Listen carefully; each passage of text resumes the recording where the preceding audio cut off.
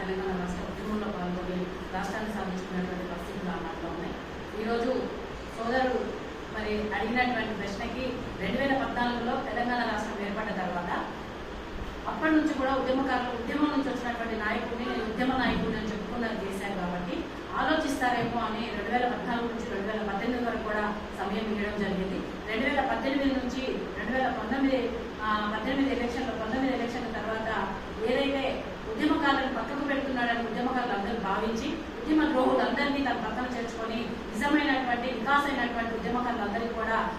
తగినటువంటి గౌరవం ఇవ్వట్లేదు అనేది ఉద్యమకారులందరూ అర్థం చేసుకొని ఆ రోజు నుంచి ఈ రోజు వరకు కూడా గత 5 సంవత్సరాల వాళ్ళు ఏదైతే 2018 నుంచి 2023 వరకు అధికారంలో ఉన్నారో ఆ రోజు ప్రతి ఒక్క నాయకుడి దగ్గరికి, ప్రతి ఒక్క మినిస్టర్ దగ్గరికి, ప్రతి ఒక్క ఎమ్మెల్యే దగ్గరికి కూడా వెళ్ళి ఉద్యమకారుల బాధలు ఈ రకంగా ఉన్నాయి, ఉద్యమకారులను గుర్తించండి, ఉద్యమం చేశాం కాబట్టి ఉద్యమకారుల పునాదుల మీద ఈ రోజు వారి శవాల మీద మీరు పునాదులు వేసుకొని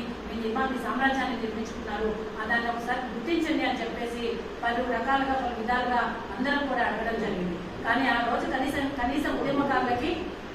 కలవడానికి కూడా వాళ్ళు సుముఖత చూపించినటువంటి పరిస్థితులు చాలా ఎదుర్కొన్నాం. మేము తెలంగాణ రాష్ట్రం కోసం పోరాటం చేసే అవమానాలు ఎదుర్కొన్నాం, కేసులు పెట్టించుకున్నాం. అదేవిధంగా తెలంగాణ రాష్ట్రం వచ్చిన తర్వాత కూడా మా హక్కుల కోసం కూడా మేము చాలా రకాలుగా ఇబ్బందులు పడ్డటువంటి రోజులు ఉన్నాయి. కాబట్టి దయచేసి 2018 నుంచి 2025 ఈ రోజు వరకు కూడా తెలంగాణ ఉద్యమకారుల ఫోరం డాక్టర్ సీమ శ్రీనివాస్ అన్న గారి ఆధ్వర్యంలో